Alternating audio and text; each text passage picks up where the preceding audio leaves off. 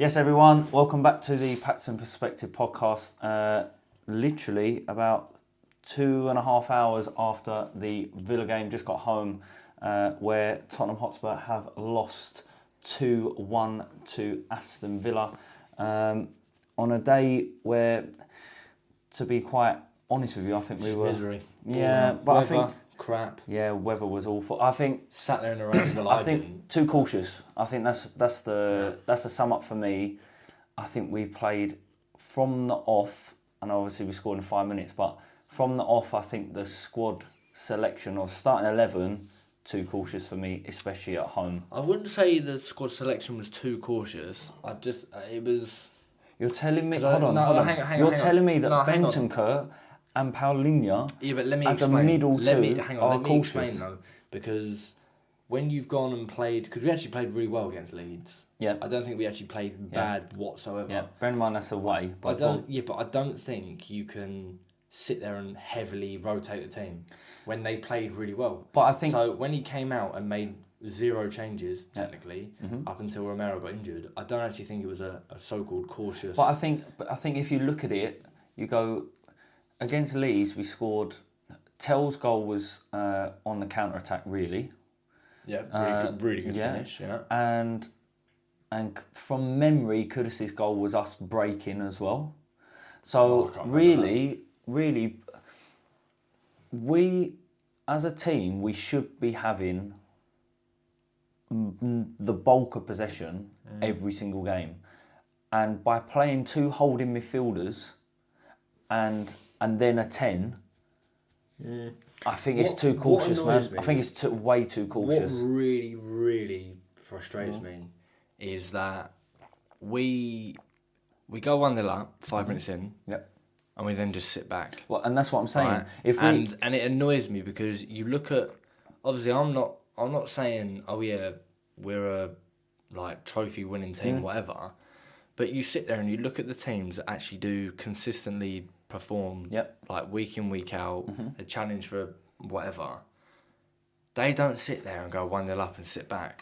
I'm telling you right now, if I sat there and watched Liverpool, who's currently playing right now, I know that score you said was 1-1. Yeah, it's just 1-1. Yeah. If they went 1-0 up within what Man United did, 2 minutes in. 2-1 Man United. Jesus Christ, they've just scored. Nice. Okay. Yeah. But if they went 1-0 up within a minute, like Man United did, Liverpool would not be sat there. And I think at home as well. And I think that's why I'm saying I think we're a bit too cautious today.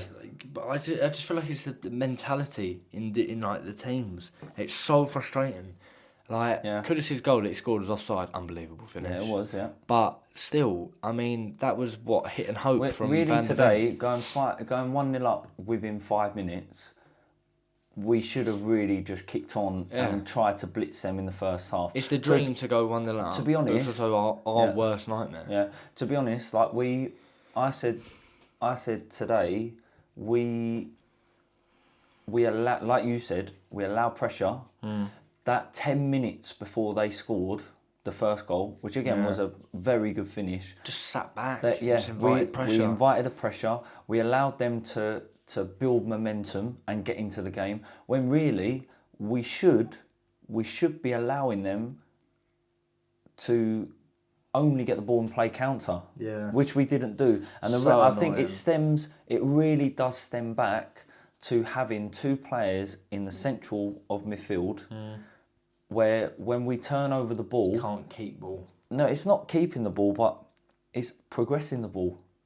And Simmons didn't do that at all today. Simmons didn't do it, but I think part of that problem is I don't think he was getting the ball enough in the pockets, and the reason for that is because the two players in midfield played it sideways too much, and we talk about it all the time, or we have talked about it all the time.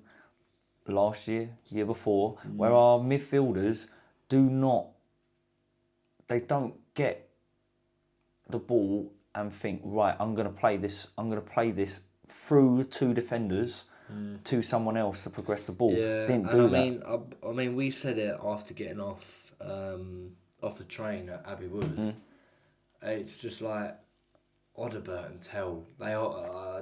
like, I will try my best to cheer everyone on, Yeah. even though I've got an agenda against Bentancur. Yeah. I'll try and cheer everyone on who puts on the Spurs shirt, but they offer nothing. Yeah, no, they offer absolutely nothing. I think it's getting frustrating. Tell had a great chance to go 2-1 up or 2-0 up. I think it was 2-0, yeah, I think. What? Instead, he's gone for his right foot instead of just using his left foot. Yeah, Stupid. He it offers is hard. nothing up front. It is hard. I don't know what my cat is doing here. I don't know. He offers absolutely nothing up front. Odobert, he looked like Son from like last year. Yeah, it's just leaves the ball behind, doesn't do anything, and then he'll run up, turn around, pass backwards. Yeah, I agree. I totally agree. I think that's what we're lacking at the moment. Our real cutting edge. Now, when players eventually come back, and you're going your Solanke, you're going well again. There's question marks about we've had question marks with Solanke for a while, but Solanke and you get Kulusevski come back in, which could move Xavi Simons out elsewhere. Again, I thought Xavi Simons was poor again today, but I think injuries aren't helping. But I said before, you can't just blame injuries. I think there were four. I'm pretty sure there were at least three players today that we bought in the summer that started today's game. So it's like it's not, and our bench, the bench we've got is not a bad bench. No, like it's not amazing, but it's not rubbish. Do you get what I mean? Like it's not awful, but yeah, I just think today we went too cautious. We should have played. I still don't understand how Sarr is not starting games, to be 100% honest. It is a bit confusing. Yeah, I think he would have progressed the ball much better today. I also think you could have slotted in Bergvall in there, for example, to have the progress much better. But let's get into stats first. So we have only 52% of the ball, which again I think personally it was less. To be honest. I think personally we should have most games we should, unless we're playing like a Liverpool, an Arsenal, even Arsenal really, because they don't play loads of possession, especially away from home. But someone like Man City, we should have 60+% of the ball at home, not away, but at home. We had 9 shots, they had 8. 3 shots on target for us, 2 for them, 6 corners each. Our passing accuracy was only 80% today, which I mean is okay, not great. 6 offsides, which is concerning, and we had 2 yellow cards as well. Both centre backs being carded. The one other thing, before we get into starting 11, I think the one other thing that I would say today is our subs today weren't the wrong subs. I think it was too late. I think he brought on minute? Yeah, he brought on Richarlison in the 60th minute, which that's an okay, like for light, no problem. Switch it up.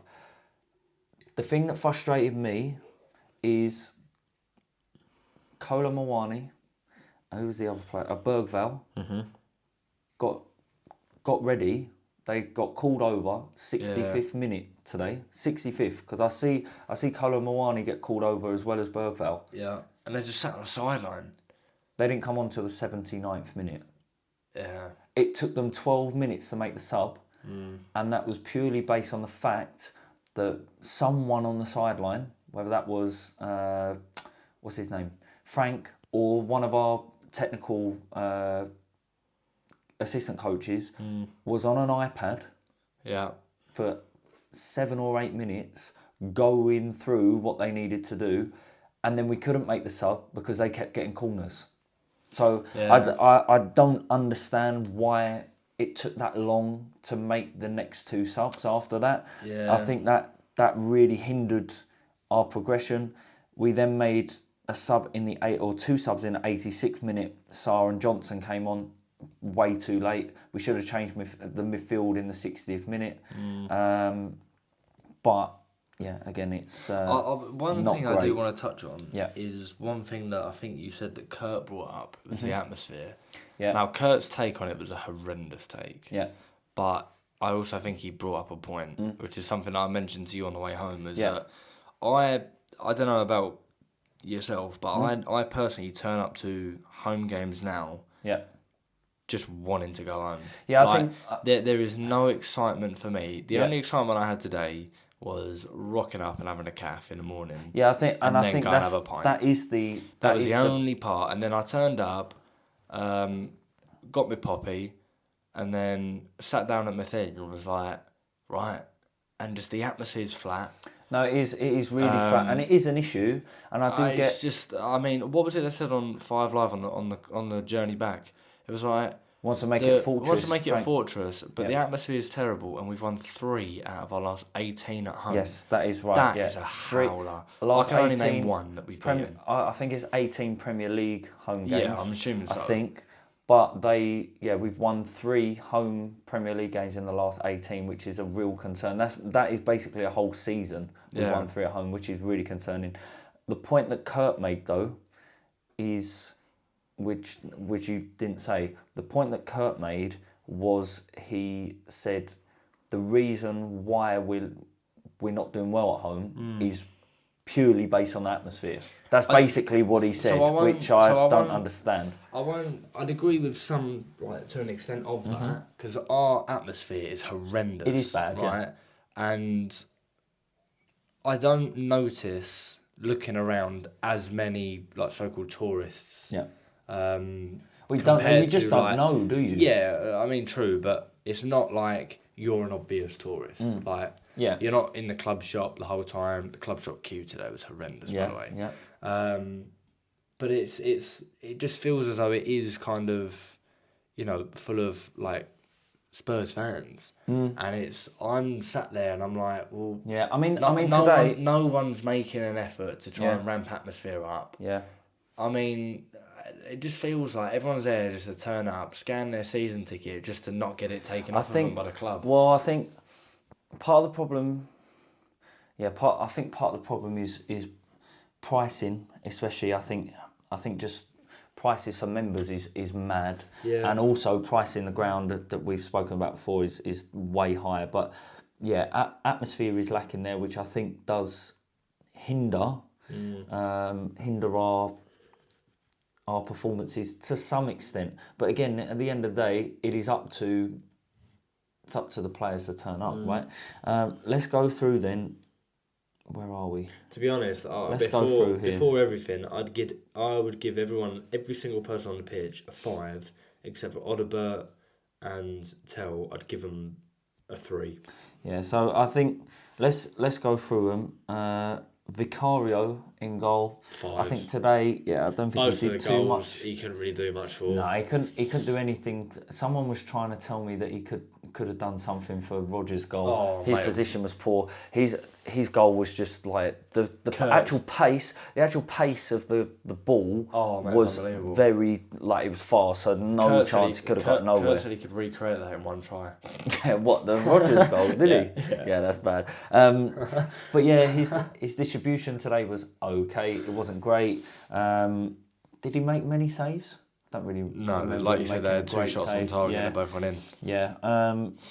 Spence today, I thought. 5. Didn't see him. Really, could have even knocked it down to a 4. I'll probably give him a 4. I don't really remember. I thought he was out of position a few times. He was out of position for their second goal. He's got way too cocky for himself. He was way out of position for their goal. Someone at work. I think it was at work. It may have been like one of my mates. They brought up a very good point. It just reminded me of Aaron Wan-Bissaka. Who's that? Jay Spence? Yeah. Okay. Can't go forward, but defends one-on-one really well. Yeah. And I was like, whoever said it brought up a very good point. Who else we got here? Danzo. I thought Danzo coming. He did well for a last-minute call-up. Yeah, I think coming in 5. about 45 minutes before kick-off. 5. His throw-ins weren't great today, though. I don't know if that's but there was one of them, second half, right at the start. Yeah. Unbelievable throw-in. Yeah. Odobert, straight to keeper. Yeah. Oh, yes, I'd drag him off. I would have dragged him off, and I'd be like, "You're never playing for this club again." Yeah, I think he did, for a last-minute call-up, he did all right, to be fair. But Did he do anything outrageously good? No. So yeah, straight down the middle with a 5. We got Van der Ven. Van der Ven didn't. It was quite funny because in the first half, especially, Villa were trying to play the ball like through balls. And I said about halfway through the first half, I was like, yeah, there's no point in trying that because Mickey van der Ven is just going to clean that up every single time. Obviously, they changed that. I am now waiting for his hamstring just to snap. Who? Van der Ven? Yeah, it may do at some point, but touch wood, he's been all right for the last 18 months or so. Chelsea, but again, he'll be. He didn't. Yeah, he was captain today. I'm pretty sure. Yeah. Did he lead the line well? No. I thought he was okay, but he weren't great. I'll give him a 5. Porro was poor today again. 4. Yeah, I don't think really he was any better than Jed Spence at a 4. 4. Going Straight for, you know 4. what? Do you know what the big plus for Pedro Porro historically has been his forward play. He can whip and the his ball foot. And his forward play's been poor so far this season. So I think that's what's letting him down. If he can get back to that sort of attacking output, then maybe you've got a case for him staying in that starting 11. But really, still, I mean, Udogie's now injured again with his knee. Yeah. So it's sort of there's not really anyone there. Paulinho, who did get an assist today, so he's got another 5. goal contribution. 5. He did okay mopping up things, but also at the same time, I thought his passing was... Side and backwards. 5. Exactly. Who else we got here? Benton Curry did score today, 5, but after that, after that, I do want to bring something up, by the way, because I did get it up on Twitter. I'm hoping it loads. I did see on here. It weren't like his heat map, but it was like his passes or something. I've got to try and find it. Straight sideways, mate, or backwards. Mate, I'm telling you now. Here it is. Here you go. Yep. So he had 33 attempted passes today. Yeah, this Bentancur. He had 26 passes that were completed, which is 78.8% accuracy. All of the green. First of all, that's 78%. Yeah. That's not good enough. Yeah. Man United won. Yeah, they did win. Yeah. 85% out of the 78.8% accuracy, there on this screen here, I can see one green arrow that's pointing forwards. Yep. All the others are pointing side to side, and I think that's what I'm saying. That proves right there. He is dog shit. Yeah, no. I'm sorry. That screen there is fucking dog shit. I'm gonna have to screenshot. You'll have to screenshot it. Send it to you. That is horrendous. Yeah, it's bad, mate. He should it's really never bad. ever be in our midfield. You know, ever again. You know. Do you know what's even? Do you know what the worst part about this is there is a red arrow pointing back. That's my cat again. I don't know. There's a red arrow that's pointing backwards. And it's gone off the pitch. Yeah. You see that? Yeah. That's really bad. He's so bad. Yeah, anyway. He's so bad. Yeah, I'll probably say... And Kurt sat there. Like, I'm sure he's just rage-baiting me by now. I would keep Paulinho in there. Yeah. But I would just get rid of... I don't know what's going on. I would get rid of... what's his name? Bentancur in that midfield. And I'll put either Sarr or Bergvall in there. Yeah. That's all I'm saying. We have then got, let's go to Simmons next. Simmons today, 4. As I said, he didn't get the ball in the pockets enough. Is that 4. Totally his fault? No. Maybe. You could talk about his positioning, his movement off the ball, not the best. But I do think as well... It is area of concern. Yeah, I think it is a big area of concern. He was brought in to be that creative spark, and there's not enough creativity there. I thought about this at half time. This so-called cash injection by Enoch, move Simmons left wing. Yeah, you can cover that problem straight off there because he's actually not that bad on left wing. He just hasn't got pace. Yeah. Morgan Rogers, bring him in. Just go and pay the money. I said it in the summer. Just go pay the money. I do think... Just go and pay the money. I do I'm sorry. think the goal you saw today, outrageous. Yeah, but I do think, though, not the problem, but the thing with that is that we do... I know, obviously, Maddison is out currently, but you've got a Kulusevski. Yeah. You've got a Maddison. Yeah. But Kulusevski would be our, like, so-called... I mean, where do people want Semenyo to play? He's a right winger. I thought he was left wing. No. Plays on the left wing. He plays left wing for Bournemouth. Oh, okay, well, I might just be getting that wrong. I thought it was a right winger. No. And I was like, you got a right winger. You put Semenyo there. Yeah, mate, my cat is... I don't know what she's doing. She must see another cat out there.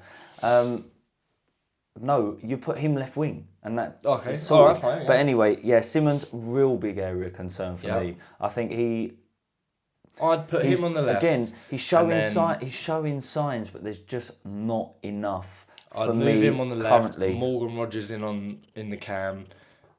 Yeah, that's not happening. And then but Harry Kane up front. Yeah, or because do you know what as well? And I now fully understand what other clubs meant. Yeah, by every striker's shit. Because it doesn't matter who you have up front. First of all, we said after he left, no one's going to be able to replace the goals that Kane scored. Yeah.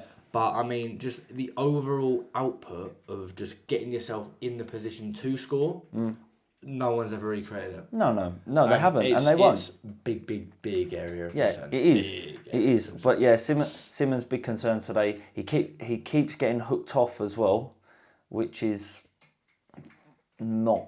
Like you want, if he's being effective, he's on the pitch for 90 minutes, and he's just not. Like he's not on the pitch, and that just shows that he's not affecting games basically.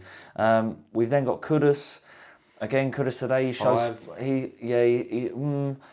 I'll probably say 5. He showed again bright sparks. The goal, like you said, the goal that he scored was was unbelievable, very good.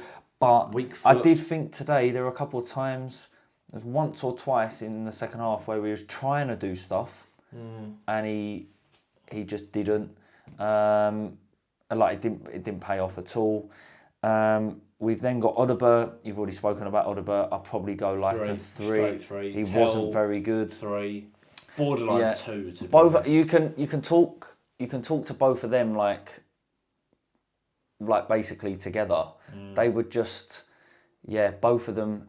I think Odegaard was trying stuff a little bit more, but as you said, like he was just forgetting the ball all the time, which is just really annoying. I don't think he. It's one of those where he doesn't really know who he is. She better not go for that, by the way. Better not go for that. Let's get her down from there. So I mean, he was trying things, but he kept forgetting the ball. Yeah. He was just ineffective. Like that, simple as that. Tell missed that chance from about 4 yards because he went with his right foot rather than probably his left. Matt brought up a great point. If Brennan Johnson was on that side, is he scoring that? Yeah, I reckon so. Matt brought up a very good point about 70 minutes in. He's putting them two up there with Clinton and G as the worst people to ever put on the top of the shirt. Well, I mean... So far right now, and you know what? I just want to apologise because... And I'll apologise on Jesse's behalf as well. He might be able to back himself a little bit more. Yeah. But Matthias Tell, I got it completely wrong. I got it completely. He was... I'm not gonna lie, I was buzzing when he signed. I got it completely. We got it completely. He's been so poor so far. He will forever in my memory. He could never, no matter what he does, unless he scores a winning goal in a cup final, he will always be remembered as the person that lost us the Super Cup. And I don't care that Mickey van der Ven missed his penalty as well. At least he got it on target. And he's a centre-back. Yeah, no, he's just... Yeah, he was ineffective today. It was such a contrasting performance to the one that we saw at Leeds, where I actually thought he was decent at Leeds away.